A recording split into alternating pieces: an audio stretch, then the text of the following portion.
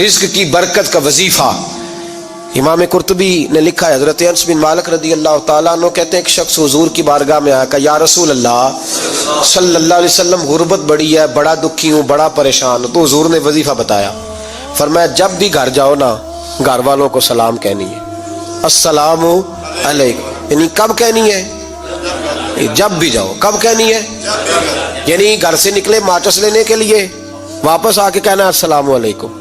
پھر گھر والوں نے کہا ہو یاد نہیں رہا تھا، وہ تو چینی بھی ختم ہو گئی ہے، پھر گئے چینی لینے تو واپس آ کے پھر السلام علیکم۔ انہوں نے کہا خو ناراض نہ ہوئیے گا، پتی بھی نہیں چائے کی، اب واپس گئے تو پھر واپس آ کے کیا کہنا ہے؟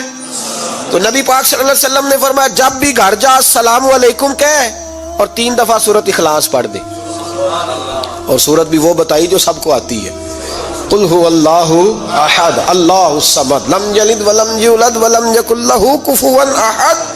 3 دفعہ یہ پڑھ دے۔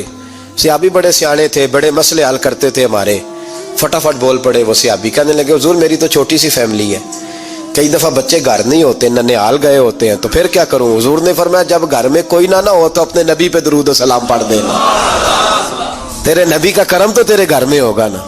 حضرت انس بن مالک رضی اللہ تعالیٰ عنہ فرماتے ہیں کہ ہم انتظار میں تھے کہ بندہ واپس آئے اور رزلٹ بتائے۔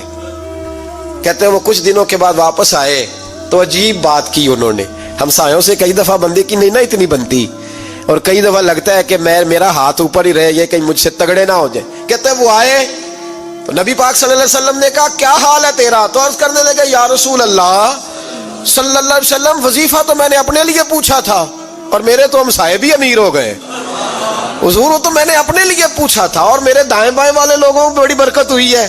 تو میرے محبوب مسکرانے لگے، حضور فرمانے لگے گویا برکتیں تیرے گھر میں جب برسی ہیں تو چھن چھن کے ان کا فیض اللہ نے تیرے ہمسایوں کو بھی عطا فرمایا۔ مشکل تو نہیں وظیفہ؟ کیا کرنا ہے؟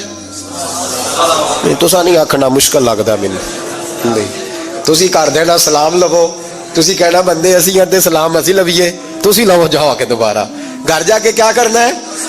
چلے کچھ نہ کچھ 55% بولے ہی ہیں ماشاءاللہ۔